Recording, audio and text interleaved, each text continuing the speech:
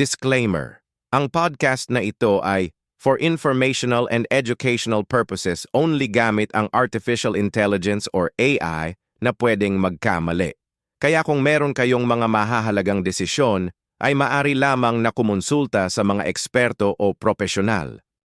Kumusta mga kaibigan? Ngayong araw, gusto kong ibahagi sa inyo ang isang kwento. Ang kwento ng aking paglalakbay sa pinakamahirap na pagsubok ng aking buhay. Alam nyo, minsan talaga sa buhay natin, darating yung punto na parang gusto mo nang sumuko. Yung tipong kahit anong gawin mo, parang walang nangyayari. Ganyan na ganyan ang naranasan ko noong nakaraang taon. Nawalan ako ng trabaho sa gitna ng pandemya.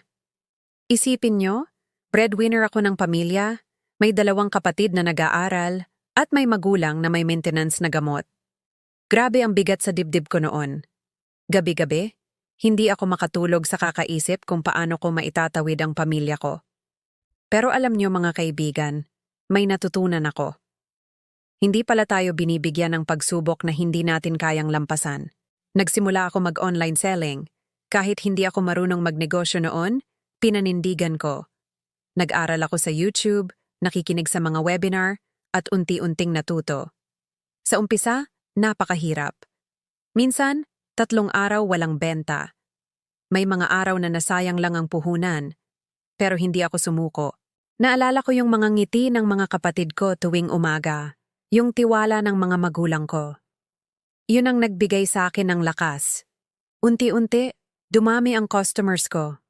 Natuto akong mag-digital marketing. Naging creative ako sa pagpo-post ng mga produkto. Hanggang sa dumating yung punto na kailangan ko ng kumuha ng katulong sa business. Ngayon, hindi lang ako nakakatulong sa pamilya ko, nakakapag-inspire pa ako sa iba. Yung dating empleyado na takot sa negosyo, ngayon ay may sariling online business na. Kaya sa inyo na dumadaan din sa mahihirap na pagsubok ngayon, huwag kayong susuko. Normal lang makaramdam ng takot at pangamba. Pero tandaan nyo, ang bawat pagsubok ay daan para tayo lumago at lumakas. Naniniwala ako na may purpose ang bawat struggle natin. Minsan, kailangan nating mahulog para matutong lumipad. At kapag nakita mo na ang liwanag sa dulo ng tunnel, maiintindihan mo kung bakit mo pinagdaanan lahat yon. Kung nahihirapan ka ngayon, huminga ka lang ng malalim. Tandaan mo na temporary lang ang lahat ng ito. May magandang plano ang Diyos para sa atin. Basta't wag lang susuko at magtiwala sa sarili. At kung kailangan mo ng kausap, nandito lang ako. Pwede kayong mag-comment sa ibaba. Sama-sama tayong maghilahan pataas.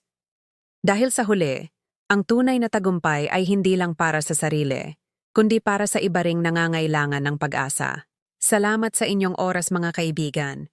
Kung na-inspire kayo sa kwentong ito, i-like at i-share nyo ang video na ito. Mag-subscribe din kayo para sa mas marami pang kwento ng pag-asa at tagumpay. Hanggang sa muli, ingat kayong lahat.